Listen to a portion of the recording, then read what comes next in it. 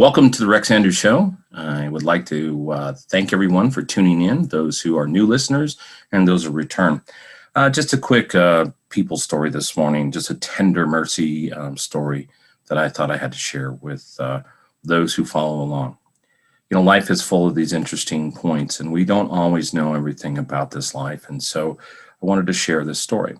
So last night in a group text to the family, there's a text that came in very late from my daughter Ariana. Now, my daughter Ariana and her husband are still in school, so my daughter's in medical school, and Ariana and her husband Jordan is working his way still on his undergrad. Well, anyway, like any set of starving students making their way through school, they do all kinds of things to make ends meet.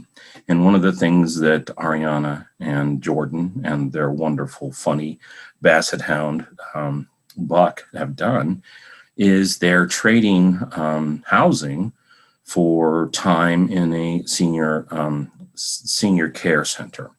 So they get to live there free. So being rent free is a great thing.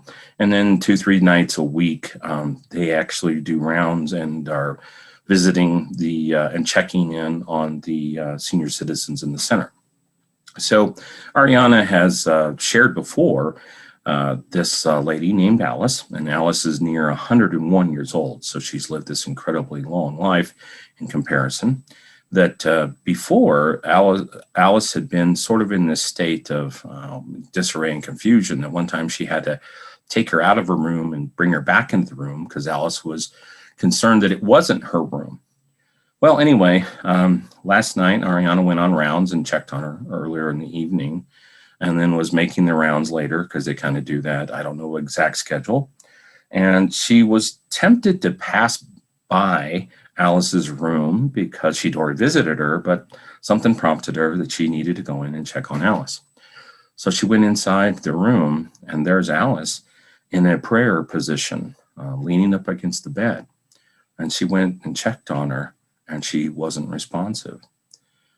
Well, she was a little bit alarmed because she hadn't experienced this before, but looking for a pulse and trying to figure out, but Alice had passed on. So what she discovered in the communications and talking to the other caregivers is that earlier in the week or days or so before, Alice had been commenting all kinds of like hallucinatory type things. So, you know, the things that she'd been seeing, but the most important one was that she'd been visited by her husband who was previously deceased. Now, we know in this world, when we experience death, I saw this with my own father when he was on his last hours of life. He called out to his mom. Now, it wasn't to be confused with my mother because my dad had a term of endearment nickname for my mom. He called her Dolly. So it was either Marlis or Dolly. So when my dad was in that semi-unconscious state and calling out to his mother, we knew that it was his mother because he had not seen his mother since he was 17. So my dad was 82. So it was like almost 70 years that between the time that they'd seen each other. So it wasn't long after that my dad passed and went through the veil. So we know that the veil is thin. So when I heard the news of Alice's passing and Ariana is sharing this story in text, my heart went out to her because I knew without any doubt that indeed Alice had been able to look through the veil and see her husband. And I don't know the events, but it ran through my head that it was a good chance that Alice was kneeling against her bed and praying to go home. And it looks like this is one of those times when the Lord answered that prayer and she was able to go. Life has great stories all the way up to the end.